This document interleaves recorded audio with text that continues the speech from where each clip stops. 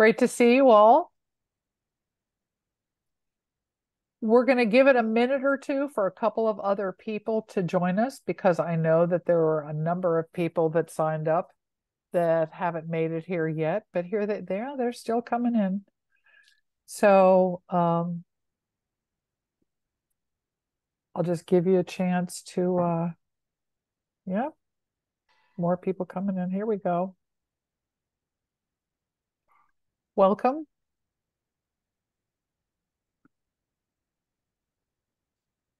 Well, thank you all for being here. I'm going to start off and let people sort of wind their way in with a general introduction as to who I am. My name is Alice Hutchinson, and I'm going to highlight me so that you can see me a little better. Hi. My name is Alice Hutchinson, and I'm the owner of Byrd's Books, an independent bookstore in Bethel, Connecticut. And I'm honored to host Alice McDermott as we celebrate her writing tonight by discussing her new book, Absolution. After the introduction, Alice will read a little from her book, and then I will return to ask some questions and then bring your questions and comments to her. During the episode, please feel free to make comments or ask questions in the chat. We do ask that you remain muted, however. I will track the chat and bring your questions up so that we can talk about the things that are on your mind. Tonight's episode is being recorded, so if you missed something, you can go back and rewatch. The link to our YouTube channel is right on the front page of the website, and I will put it in the chat as the evening goes along. So, Alice McDermott is the author of 9 novels, all published by FSG, including Charming Billy, winner of the National Book Award, and That Night at Weddings and Wakes, and After This, which were finalists for the Pulitzer Prize. She's also the author of the essay collection, What About Baby? Some Thoughts on the Art of Fiction. Her stories and essays have appeared in the New York Times, the Washington Post, the New Yorker, Harper's Magazine, and other publications. She lives outside Washington, D.C. Please welcome Alice McDermott. So I'm going to bring you up. Good evening, Alice. It's so wonderful that you're here. Thank you. Thank you so much. Thank you all for being here. Alice, this is like old times when we were doing Roger Rosenblatt's wonderful Write America. Was my weekly dose of reading all through COVID and after. So thank you. Thank you for hosting this. This is wonderful. Of course. Well, for those of you who don't know what Write America is, we spent 2 years virtually during COVID and afterwards getting poets and authors together to read their work and discuss amongst themselves, and then field questions from the audience for 1 hour every single Monday night for 2 years. And it was just a priceless and special opportunity for all of us to hear people's work, to hear it discussed in depth. And so I got to know Alice through Write America, and it was a rare treat. So thank you for remembering that. This book is the book we're going to be talking about tonight. Thank you for sending book plates, because it means that Byrd's Books has signed copies, just saying. And so the first question that I really wanted to discuss, but we're going to let you read first. So why don't you sort of give the background and then read a passage, and then when you're done, just say thank you and I'll come back. All right. Okay. All right. I can do that. Let me remove myself. All right. Hello. Yes, Absolution. I'm just going to read from somewhat late in the book. As I was just saying to Alice, I'm just off a couple of week book tour. So trying to keep myself entertained by finding sections I have not yet read aloud. Absolution is sort of a call and response between 2 women who are recalling their days together in Saigon in that pivotal year of 1963. One was a young Trisha, a young newlywed who was quickly befriended by Charlene, a slightly older corporate wife, determined to do good while she is there in Saigon. And she is exchanging these recollections with years later with Charlene's daughter, Rainey. But this is, I think you'll get a sense of this relationship between Trisha and Charlene and what it was like from this passage. Not long before we left Saigon, Charlene appeared at our villa unannounced, breezed into my room one morning while I was still in my housecoat, damp from my bath, covered in talc. She told me to get dressed. Nothing fancy, she said, a shirtwaist would do. Put on some lipstick, with her laugh. Pin up your hair. Hers was in an immaculate chignon. It's hot as Hades out there. She said, I have a little excursion in mind since you're going home. She said she'd wait for me downstairs. In truth, I didn't know then that we were going home. Peter, my husband, hadn't told me yet. I still don't know how she knew. Another mystery of our time and place. On that morning, as I had so many times before, I simply bent to her will, got dressed, pinned up my hair. I suppose I assumed she'd needed me at her side for some bit of coercive fundraising, me, her saintly sidekick. When I came downstairs, Charlene looked me over in her way and declared my outfit fine. And then Min Lin came out of the kitchen.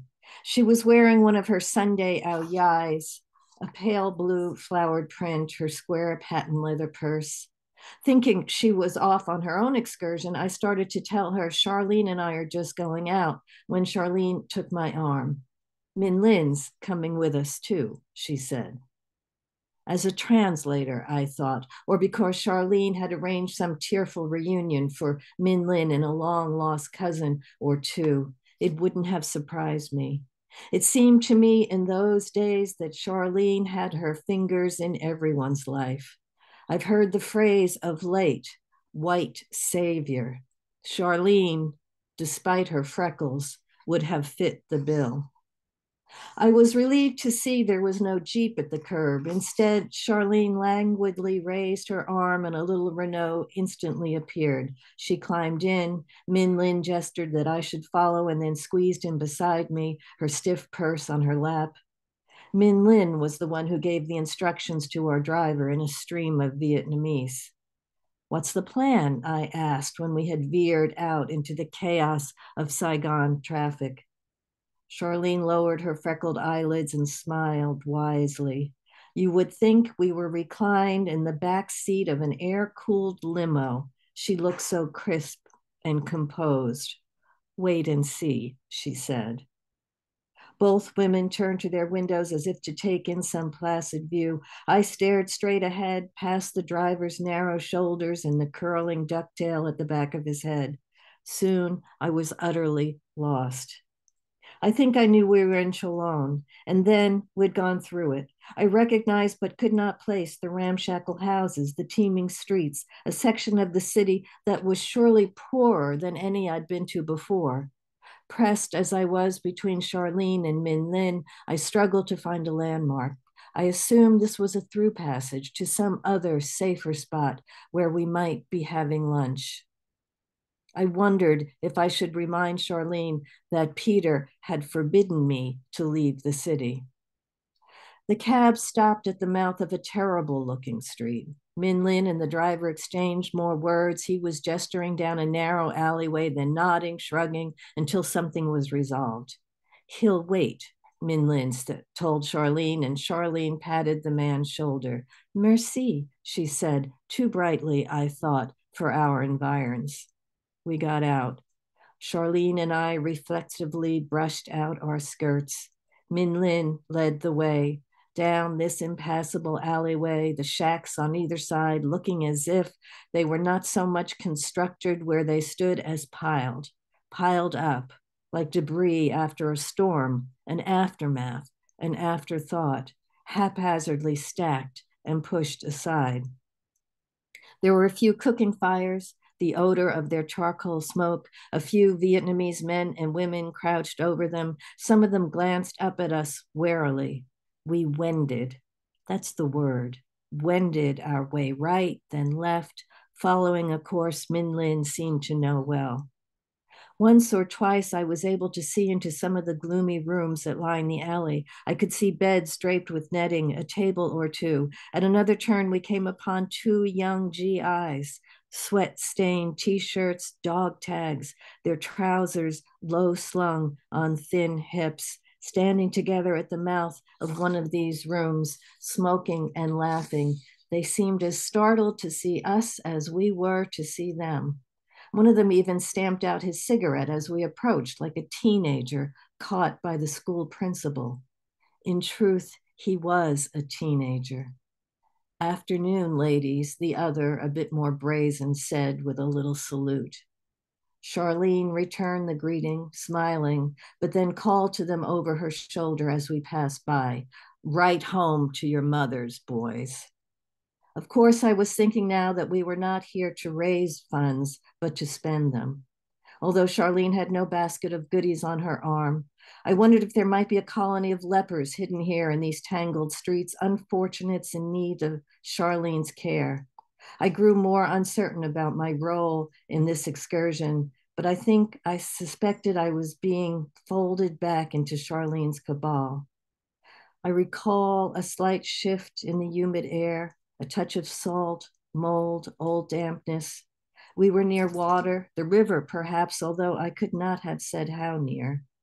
A courtyard of some sort, a collection of junk, crates, piles of rags, the smell of waste, urine, something burned, and then a somewhat larger building, a doorless entryway. Please, Minlin said, indicating we should go inside, and please again to urge us to climb a narrow staircase, each tread marked with a bright though peeling slab of scarlet paint.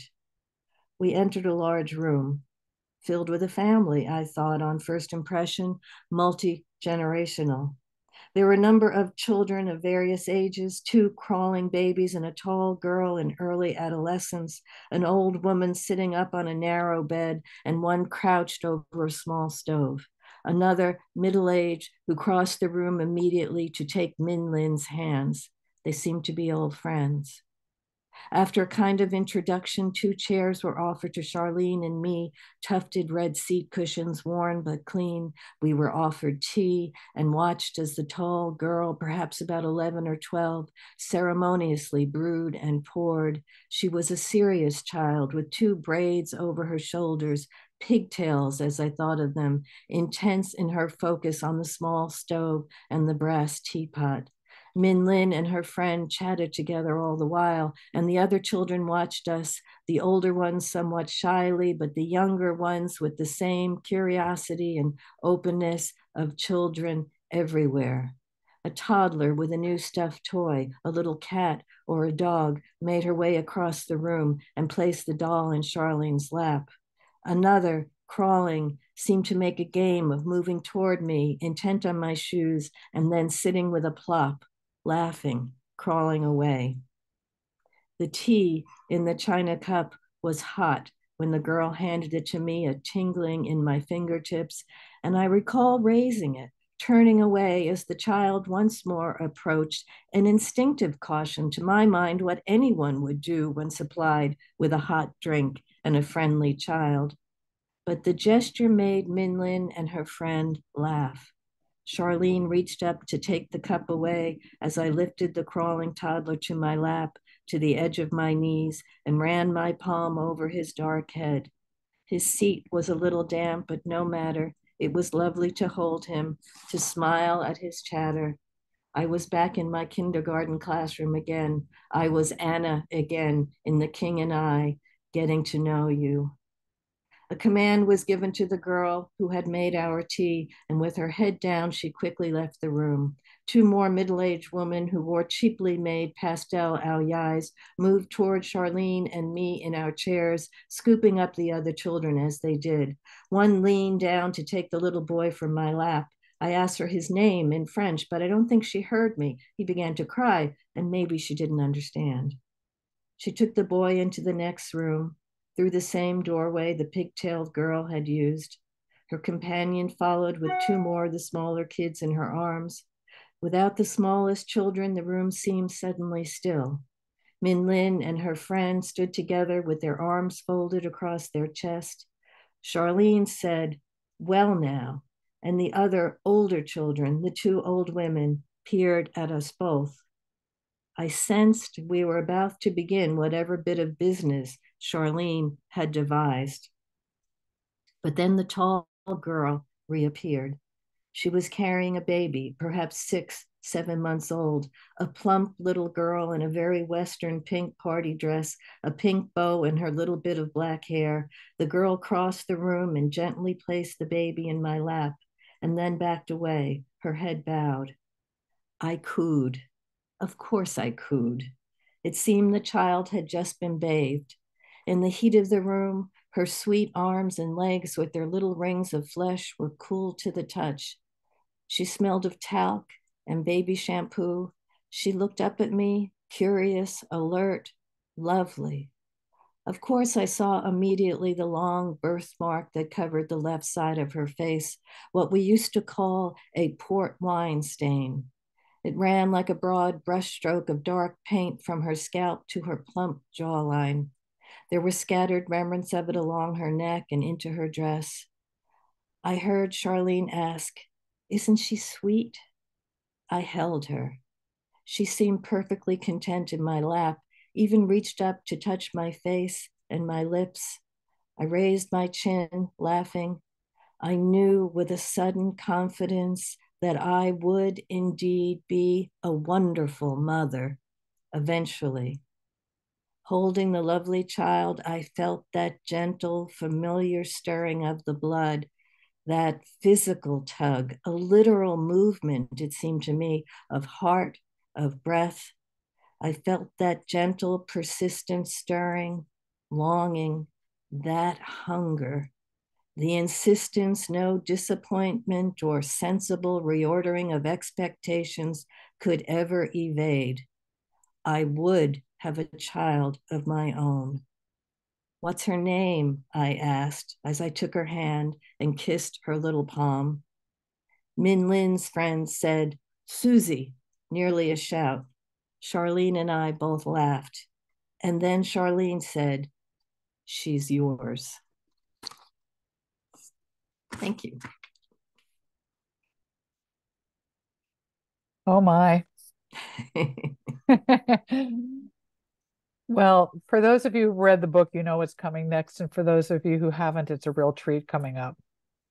Um, what I wanted to talk about initially was the choice of 1963 as the setting of your book.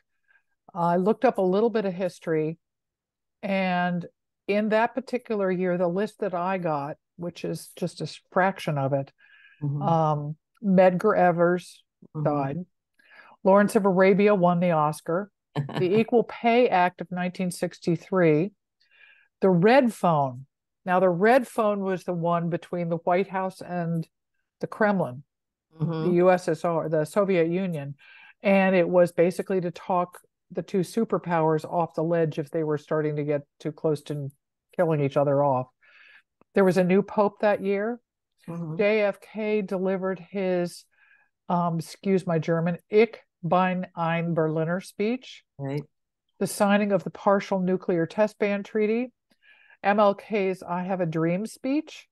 The 16th Street Baptist Church bombing in Alabama. JFK's assassination, of course, at the end of the year, as well as the Vietnam War beginning to escalate, beginning to, yes. the beginning, the murmuring. The assassination of the president of Vietnam 3 weeks before Kennedy. Right. And there's so many other things that happened that year. What really drew you to that particular year? Was it the events, or just it's easier to write in that year? I mean, why 1963? Yeah, well, I mean, just as you said, so many things happened, and it in so many ways it was the precipice of the modern age, the modern part of the 20th century. And I was really interested in in the women's roles at that moment. So Trisha, who's looking back from her now advanced age, um, is looking at herself as a 23-year-old newlywed, following her brilliant up and coming husband, who's a lawyer on loan to Navy intelligence, to Saigon. The Vietnam War was nothing like what it was quickly become in the years ahead. In some ways, the sense of colonial Vietnam, all the good we were going to be doing by stopping the march of communism, all those things are really on the precipice of change in that year. So it seemed to me this was the place where Trisha's memories would be most vivid, and because there are so many markers, memory is tricky. So many times we need to align our personal lives with larger events in order to put a date on it. The JFK assassination, it's a cliche among members of our generation, how vividly we all remember where we were on that day, how it happened. So 63 was, it seemed to me, a very good place for Trisha to be able to make sense of her own experience by matching it with world events, events in our own country and certainly in Vietnam. The first Buddhist monk to set himself on fire in front of the Cambodian embassy in Saigon, that also happened in 63. Oh my. Yeah, so there was a lot of change going on in Vietnam as well. So as Trisha is trying to reconstruct who she was as a 23-year-old at that time, and not someone who kept a diary, she's able to use world events. Jacqueline Kennedy had a miscarriage or lost a baby. She had a miscarriage earlier, but then she gave birth to a child who died only a few years later. Trisha, as a young woman, uses that again to mark her own personal travail in those years. You have also mentioned in other interviews Graham Greene's The Quiet American. What about that book drew you in or prompted you to consider this? I mean, tell me about your relationship with that book. Yeah, I mean, the sort of two things that really made me interested in this story. And yeah, so The Quiet American was published about 55, and recalls events in Saigon, in Vietnam, in the early 50s. I think I probably first read it when I was maybe 19 or 20 as an English major. And so the fall of Saigon hadn't happened yet. This would have been the early 70s. And the Vietnam War, in all its horribleness, was very much a part of my own coming of age. And I remember thinking, even the first time I read it, how amazing it was that Graham Greene called it. He called what a disaster American intervention in Southeast Asia was going to be. Americans out to do good, to end communism, to save the country from itself. And I remember thinking, why didn't JFK read The Quiet American? Or if he did, why didn't he see this was a prediction of what was going to happen? Why didn't LBJ read The Quiet American as he continued sending boys over there for no good? But I also, even as a young woman, because the early 70s was also the beginning of the women's movement, and I was very aware of that as well, I also realized, well, Graham Greene got the politics right, but he sure didn't get the women right. He could not have foreseen that the women he portrays in the novel and dismisses might have asked for some attention at some point. And there was one particular scene, it's very brief, and it's right before there's a big explosion that sort of changes the plot, where there are two American girls, still young office workers or State Department workers, and they're finishing their ice cream in a milk bar in Saigon. Fowler, who's the British, hardened, cynical British journalist who narrates the book, sort of looks over at them and envies how clean and uncomplicated they seem. And nothing like him with his passions and his intelligence. But and even as a 19-year-old, I thought these are two Americans who are having ice cream in Saigon in the early 1950s. These are really interesting women. I bet they've got all kinds of passions that you would never have imagined. So and then having, as an adult, having spent 30 years, as we were talking earlier, here in Bethesda inside the Beltway, having run into over, at parties and carpool line and church and grocery stores, women who very much could have been models for those uninteresting, clean American girls, who would never tell you their story unless you ask them. And once you ask them, you find out what fascinating lives they had. So that was something I wanted to sort of look at the backstage of this historic year in this tragic place and America's tragic involvement, and give voice to the women who were just playing the roles that they were assigned, but who were nevertheless passionate and interesting in their own way. Well, why did you pick Saigon? I mean, could this story have been told anywhere else? Well, certainly it would. In some ways, yes. In some ways, no. I mean, there is again that sense of being on the precipice. That while the men were off doing whatever they do, and Trisha's husband is probably CIA, even though she's not sure of it at the time. But looking back, she kind of wonders what were all these so-called engineers doing in Saigon. Charlene's husband is an oil executive. There were all kinds of machinations going on, which is where most of the literature, fiction and nonfiction, has always put its attention. What the guys were doing, because they were getting us into a terrible, terrible war. But the women were also busy behind the scenes, and so I wanted to have that opportunity in the major events, maybe already discussed and well recorded.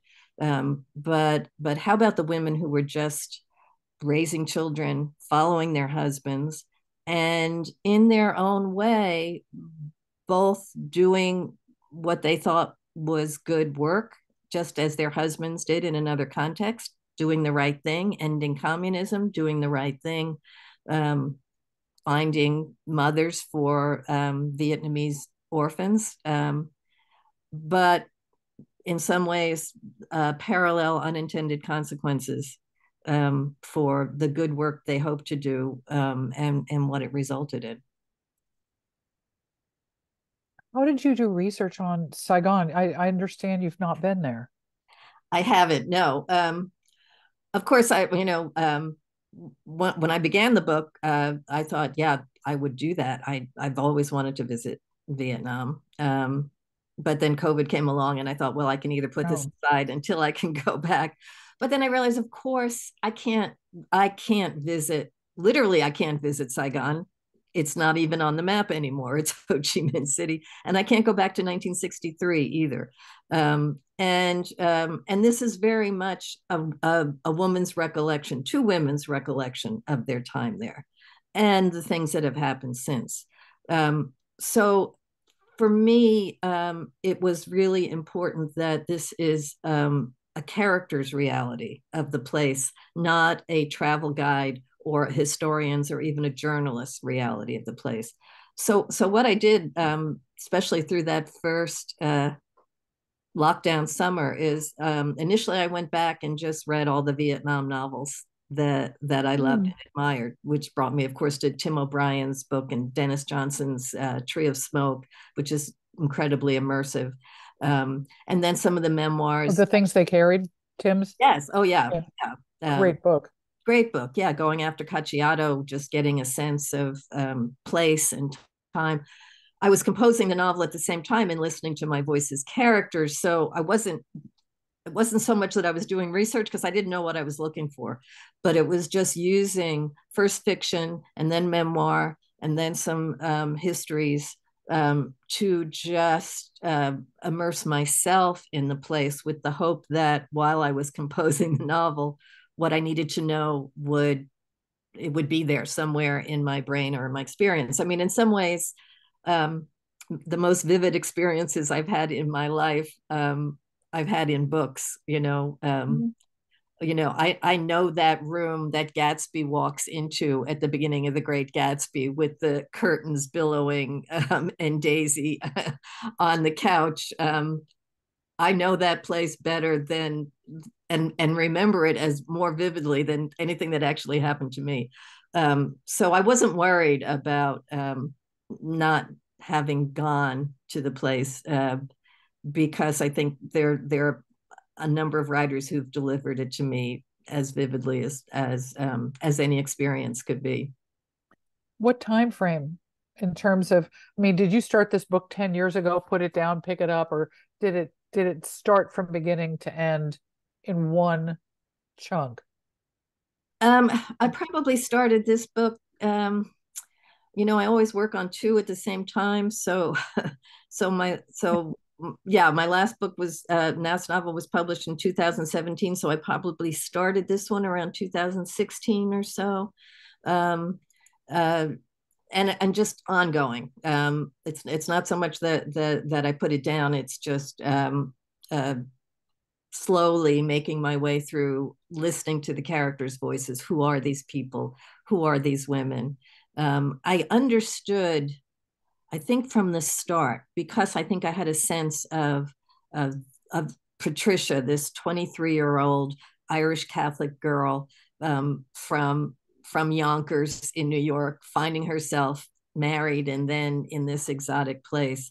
And from my experience of women of that generation, I knew instinctively that this would not be a memoir that she would sit down and write. She was not of that generation who would say, "I have had such an interesting life. You must hear about it." She Oh, was of that generation who would say, "Well, my husband was doing all the interesting things. I was just taking care of the house, or I was taking care of the children, or I was going to the hospital to visit the orphans and bring little gifts. That's all I was doing." So I knew immediately that someone had to ask this character, "Do you remember this time?" So there's sort of an unspoken first chapter, an unwritten, unspoken first chapter. When Rainey, who was a little girl in Saigon, Charlene's daughter, asked Trisha, "Do you remember me? Do you remember my mother?" That's the unspoken question before the book starts. And then this book starts with Trisha saying, "This is what it was like. This is how I met your mother." And that I just knew from the beginning. That's the voice that I had, a voice answering a question, um, and then beginning to remember. And then as memory and imagination and all those things begin to operate, and as often happens in storytelling, um, she's a woman who begins to reveal things she didn't know she was going to reveal. do you find in your writing that plot or character come first? And I know that's a very simplistic question, but it does sound like there was inklings of characters first. Yes, with this very much, yeah, because I wanted those women. I wanted those interesting women whose lives have not been given the attention I think they deserve. Um, and yeah, and then it's all right. Let this character start talking. And what happened was she begins to relate. The question is, do you remember me? Do you remember my mother? So yes, it's almost like a snapshot. This is what happened the day I met you. I met your mother. Um, and Charlene came into the story fully formed.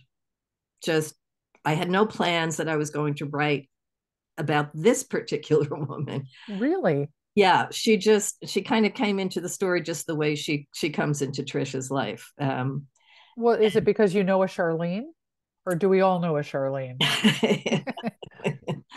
Yeah, yeah, probably. I mean, she's a type again, of the era, the impeccably dressed, somewhat catty, corporate wife, taking care of the household, taking care of the children, bossing people around, but also someone who's dedicated to doing good works, to being the helpmeet is the word that Trisha uses about herself to her husband, to advance his career, which means she has to entertain, which means that, but also with her own desire to do good in the world, and that's what really drives Trisha early on. I mean, Charlene says to Trisha early on, "I want to do good, but it takes money." And in some ways, those are the two sides of Charlene's. She sincerely wants to do good. She wants to end suffering. She feels that she disapproves of the world as she finds it because there's too much suffering in it. Children suffer. That's not acceptable. To her, that's as bad as, I think at one point Trisha says, it's as bad as wearing white shoes after Labor Day. Charlene disapproves of that, and she disapproves of children suffering. But And she yet, also understands that she needs to raise money and do whatever she can to get the money to, in some way, alleviate that. do you get the sense? I don't really know how to ask this question, but it always seems like Charlene's solution is the only one that's going to work, at least for Charlene. So I don't know. There's that helping and helping. I mean, yes, she's helping, but it kind of leads into my next question because the apparent luxury versus the extreme poverty. I Mhm. mean, it's very much two extremes in Saigon at this time, it seems like. And were there people actually like this there, or did you just create the character that fit in these circumstances? I mean, it's an awkward question. I'm not asking it well, Well, I but think it goes back to what you said about, do we all know a Charlene? I think one of the things that I've observed, again, from my experience, my own experience, around retired State Department people and diplomats and political wives, they're very good. you know, these women are very good. They're excellent entertainers. They always look wonderful. Their hair is the way it should be. Their nails are the way it should be. But that doesn't take away from their from their moral understanding, that there's suffering in the world that they should do something about. Now, what form that takes, they're raising children, they're supporting their husbands, they have obligations. They're not all going to go off and join the Peace Corps, which is also on the just happening in those years. So they're balancing this obligation to their families, to the circle of the people they are most responsible for, and their own observations, which lead to really a moral imperative to do something.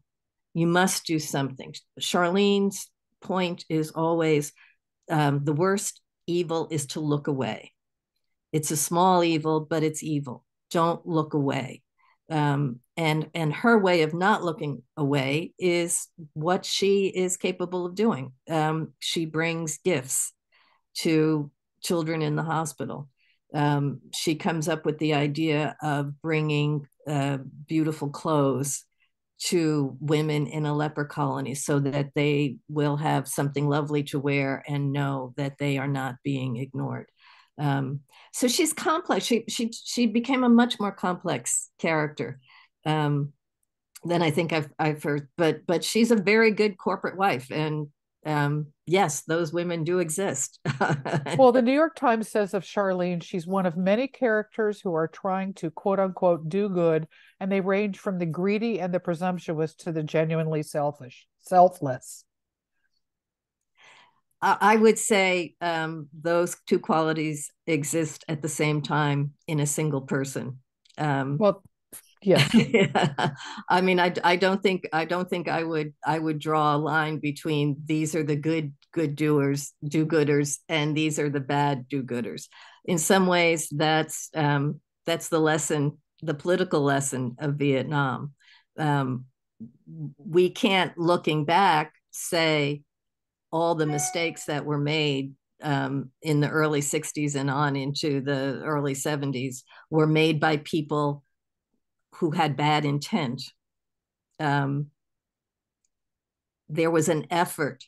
And one of the things that I had to do, honestly, because we have the benefit of hindsight, and we've all so thoroughly agreed that nothing good came of Vietnam, and America was in terrible fault, just as Graham Greene predicted we would be. The quiet American is really an awful person doing terrible things. I had to sort of make the imaginative leap to try to understand, even in the political sense, did these people believe they were doing good? And and I think this is what we go to fiction for, the imaginative leap into someone I don't agree with, who time has proven wrong. So trying to understand, for instance, Trisha's husband. Again, a young working class guy, he just turns out to be brilliant, gets to law school from a big Irish Catholic family in Yonkers, and he's on his way up. But he's a faithful Catholic, and he truly believes that communism must be stopped, and this is the place where it can be stopped. And so I sort of went back and read some of the more conservative takes at the time. Certainly, you're not going to find that reading reports from the New York Times in 1963. No. But there were plenty, again, people of goodwill who believed in what they were doing. Did they see the error of their ways eventually? Yes, but can we really judge them from 60 years in the future, when what they knew and what they believed spurred them to action? They really thought they were out to repair the world. Well, the leper colony is an interesting um um like part of the book, because it never, I mean, no matter how much good I do, it would never occur to me to go to a leper colony. I mean, and yet she brings this bounty with her that genuinely help people, that genuinely doesn't appear to really judge them, but you also know that she gets to pick it up and go home. Yes, sure. Yeah. I mean, how did that idea spring to mind? Is there a leper colony near Saigon, or will you just, I No, mean, is this a there are thing? leper colonies in Vietnam. There were at that time, sure. And U.S. soldiers did go. You can find YouTubes to do what good they could do. As a matter of fact, I was at a bookstore event on my tour, and a woman whose husband was a surgeon. A little bit later, it was about 67. Was an army surgeon, and he went to leper colonies. And sometimes if they could do surgeries that would help, sometimes it was just a matter of palliative care. She told me that they were told to stop. This was about 67 or 68, that Oh it was my. too, yeah, either it was too dangerous or they didn't. But I have another friend who was also a doctor in Vietnam in the early 70s. And he also um, did what good they could do. So again, you have this sense of, we're here, we're doing what good we can do. From Charlene's point of view, she's not a doctor, and she can't stay there. She has a family to take care of. She has 3 children. She has a husband. She has obligations. So she has to do that trade-off. I'm doing what I can, but I'm not giving my whole life to these people. I've given my whole life to my family. And for me, that's a very female and in some ways timeless question. In the scene in the leper colony, another sort of mysterious American doctor shows up. He's been working on his own, traveling through the highlands. Again, he says doing what good he can. And when he meets Charlene and Trisha and sees what they're doing, and they explain how they're measuring these women because they're going to bring them beautiful clothes, his first question to Charlene is, and where are your own children while you're doing this? And that's a question that no one would ever ask a male soldier, missionary, doctor, surgeon. But for a married woman, that's the question. What you have to choose. Why are you putting your life at risk to help these people who are going to die anyway when you've got 3 little kids at home who need you? Right. So there's that complication. That's why I say it's not merely the good and selfish do-gooders and the truly warm-hearted do-gooders. It's much more complicated than that. Um, what is the value as a writer for telling a story in retrospect? I mean, how do you, how did you come up with that as an idea for how to structure this? It works beautifully. And it allows a certain freedom, I'm assuming, but I just wanted you, as a vehicle, I just wanted to give you a chance to discuss that. Yeah, I've never had any question that this is the way the story would be told. I don't. I mean, the Quiet American is told pretty much as it happens. It's a slight retrospect, just over a couple of months. But that didn't interest me. Again, we know that there are plenty of writers, fiction writers and memoirists and journalists who have written extensively about what was happening at that time. That wasn't my interest. My interest was really in these characters, and in the long run, what did any of this mean? There's always the cliche that Americans use when they talk about the war in Vietnam and how horrific it was. And if you listen in on those conversations, sooner or later, somebody is going to say, and what was it for? For Mm. what? 40,000 boys died, young men died. For what? And it's the for what that the retrospect allows the story to touch on. For what? What did we do this for? So Rainey, the other narrator, the narrator who was a child in Vietnam, the daughter of an oil Charlene, yeah. executive, yeah, she gets to sort of tell the for what, and what she tells is uh, number one, first she rebelled because she was the 70s kid. She saw or lived through the debacle that Vietnam became. And then she had a really kind of ordinary life. And coming towards the end of it, as she's reaching retirement age, there's a sense of being unsettled. Um, for what? Why all this? So that we could have a safe suburban house in which to raise our children. And now that we've raised our children, we don't quite know where we want to be. We don't quite know if it was worth it. But the whole excuse for it is to provide that very life, that safe suburban, a place to raise your children, that they will have freedom, that they will have everything they need.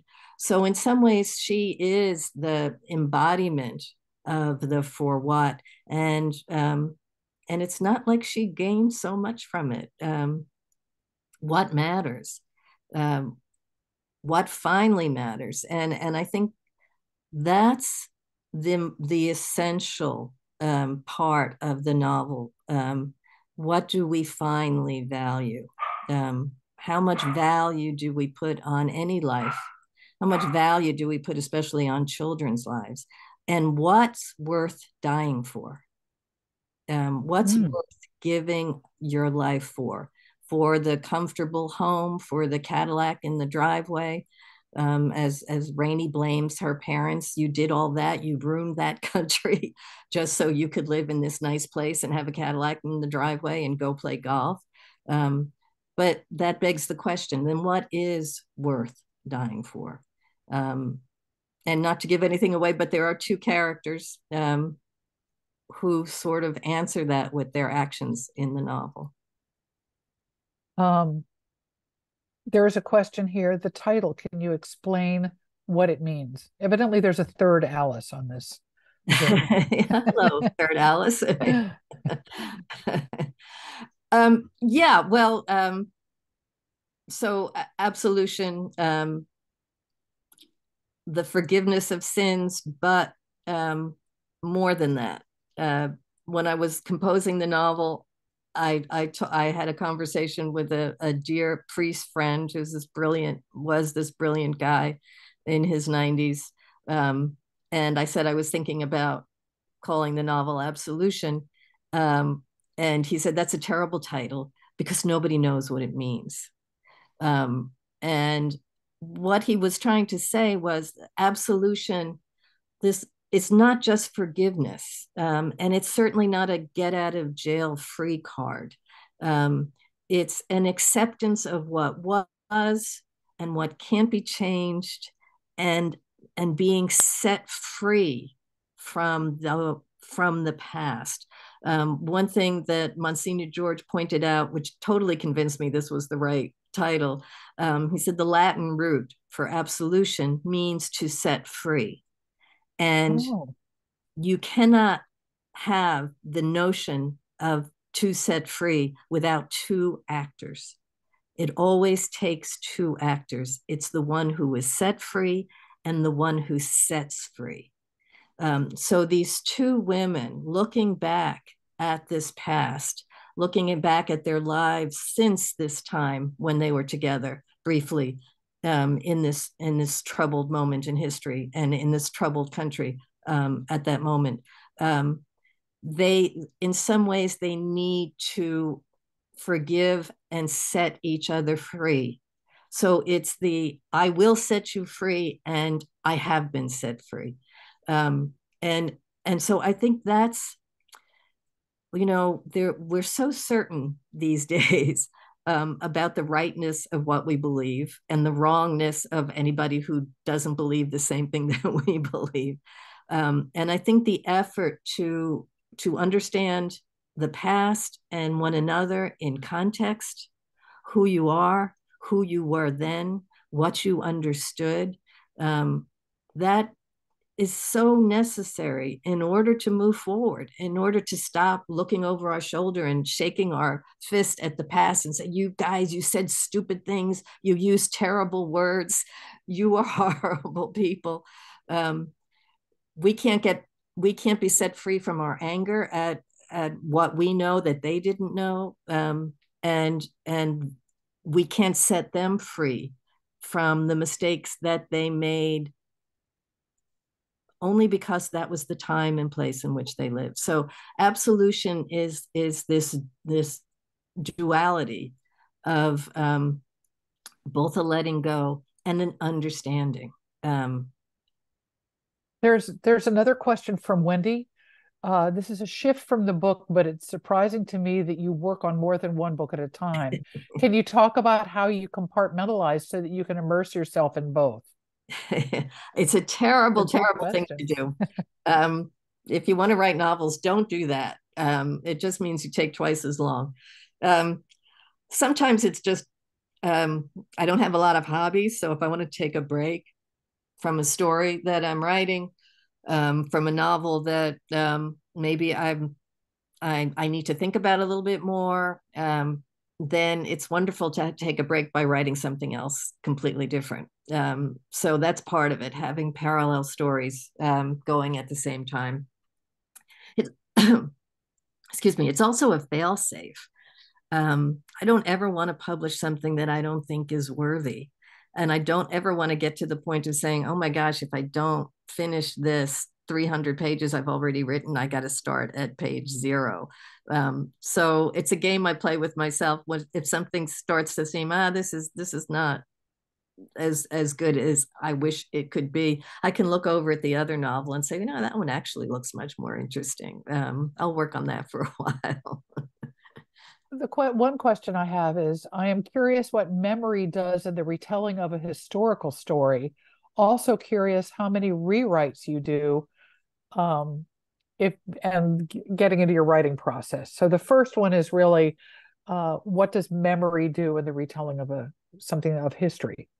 Yes, I mean it's essential, and it's one of the things that interests me tremendously, and that is, how do we separate imagination and memory? How do we make sure about accuracy? And does accuracy always matter? Is it always a good? Again, one person's eyewitness account can be entirely different from another's, filtered through experience, filtered through time. So I love the parallel between storytelling and memory. Memories, in many ways, are stories we tell ourselves. We can see them differently, or we can refuse to see them differently, through the filter of time or through the filter of another point of view. I talked to a bunch of readers in Charleston, South Carolina, and there were some students there.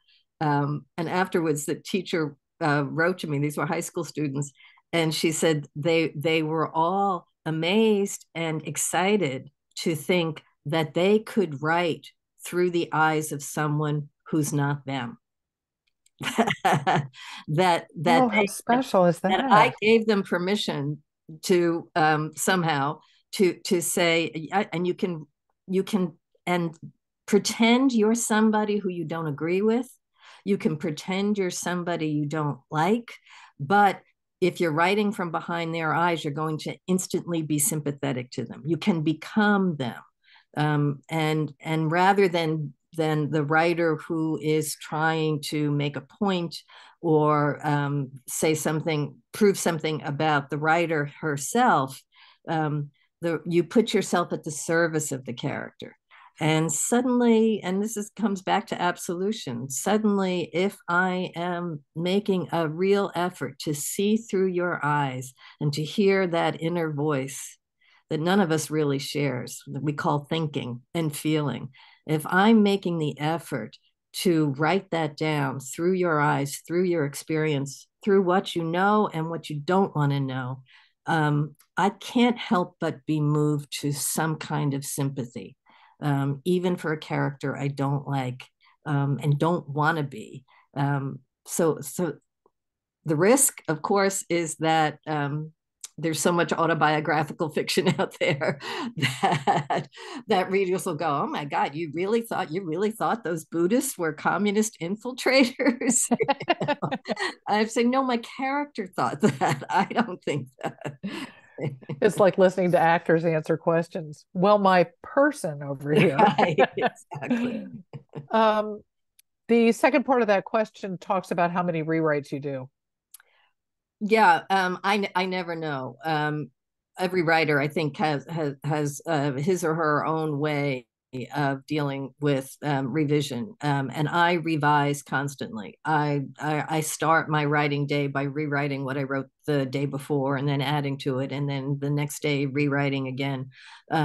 Just sort of that voice is so important to me. Voice, who's speaking in our ear? What am I going to be hearing as a reader, as I silently make my way through this 300-page novel? So to get the rhythm of the sentences right, to get the language right, what kind of words does this character use, is very important to me. And sometimes that's just a process of writing and rewriting, so that you get close to it.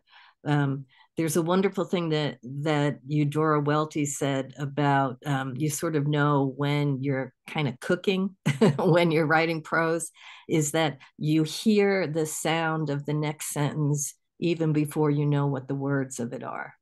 And I think Oh, that's a that's what wonderful way to put it. is, yeah, and I think that's what revision, the music of prose, which is essential, especially, I mean, it's essential to poetry, but I think it's essential to fiction too, and all good writing. The music of the prose begins to carry you, and I can get to that by constantly make it better, make it better. You think this is good, make it better, add something, that kind, constant revision. There's one last question here, unless somebody else has another question they want to add to the chat. I wonder what would have been different if Rainey was a boy, not a girl. Have you ever considered Rainey as a boy? Yes. Oh, do Oh yes. tell. Yeah, yeah. No, I mean it's Rainey's experience is so essential because not only as her mother's daughter, and not only is that she's the character who gives the other perspective, the more contemporary perspective on the mistakes, but her relationship with her mother in some ways is really at the heart of the novel, and she can forgive her father. She tells Trisha, my father was just a man trying to repair the world, tikkun omen, the Jewish saying, the Hebrew saying, and she forgives him. He was the oil executive in Saigon, but she remembers that he was protective. He was always good to her, but she doesn't forgive her mother. Her mother was too demanding. Her mother was always wanted everything perfect. Her mother was always trying to control her. And I think that confessional aspect of these two women sharing their stories, what Trisha is, what Rainey is brought to tell Trisha, is that perhaps I should have, but I didn't. I didn't. I let my mother stay that corporate wife cliche even after her death. And I probably shouldn't have done that. Um, as I've been traveling around, I have had more women of a certain age tell me that they did not forgive their mothers for what their mothers demanded of them, even though their mothers, again, were raised and raised them with a different set of expectations for what girls or women could do. Um, had he been a boy, he wouldn't have paid much attention to his mother. So it's that again, it's the woman's story, which is a Mhm. story about relationships, and it's about love, and it's about the obligation that we owe to our children. That is very much a woman's story, and would be an entirely different story. It would be The Quiet American if it Right. were about men. You mentioned that you work on more than one book at a time. So what's coming up? Anything that you can share with us? um, I've got two books in under construction, two novels. I will say, I just told my agent this a couple of weeks ago. I wrote down in my notebooks not too long ago that there are three kinds of novels that I've never really taken to heart: science fiction, murder mysteries, and novels about novelists. And I know that's a terrible bias, and I know I'm missing out on wonderful writing. So I have set myself to try my hand at least one or two of those three, but I won't tell Oh, you much. fair enough. That'll keep us guessing. But meanwhile, we have this wonderful, wonderful book to read it and read again. Thank The you. last question that I will ask of the evening is one that I always ask is what's on your bedside table? What are you reading these days? Oh my yourself? goodness. I'm reading a wonderful novel also about women by Lisa Gornick called Anna Turns. It takes place in a day when a woman turns 60. I just finished, I have it right here, Old Filth by Jane Gardam. It's a book that Ann Patchett gave me when I was down at her bookstore. Also, really a wonderful novel. And I am reading, because I'm about to meet him, a book called To Tell the Truth, written by a foreign correspondent who actually was in Saigon in the late 60s as a reporter, but many places. So those are the three books. Do you think you'll ever revisit Saigon in your writing again? I had to ask that question just because it came to me. um, Or are I you can't just going to keep it imagine. in your back pocket? Yeah, no, I can't imagine. I have never ever been tempted to write a sequel. I am Oh, so I don't mean to this book, but yeah, use it no, as a but I mean, background it's anywhere. it's the Saigon of this novel belongs to Trisha and Rainey and Charlene, Got it. and I'm done with them. So No, that's fine. No, I just I wanted to don't make think sure so. that I didn't leave any question on the table. No, but it would be Ho Um, Chi Minh City, so it would oh, be that's true. That's it would very be a true. very different place. Yeah. Alice, this has been so wonderful. I really can't thank you enough for offering to come and share your thoughts and your views and your background and all of this about this incredibly wonderful book. I loved it.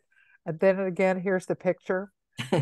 For those of you who have not seen it, it's very pretty too. It's a beautiful cover. It It is a really is. beautiful Yeah. cover. But congratulations on your new book and congratulations on being able to share it with people. And thank you for being so generous and talking to us this evening. It's really been a treat. It's so good to see you again. And It's thank so you good to all see for you. joining us. And Thank you. on that, I'm not going to minimize or maximize anybody. I'm just going to say good night and thank you from the bottom of my heart. And I will send those of you who have registered, I will send you a link to this so that you can watch it again or share it with anybody you'd like. Thanks, folks. Great. Thank you. Take care. You too.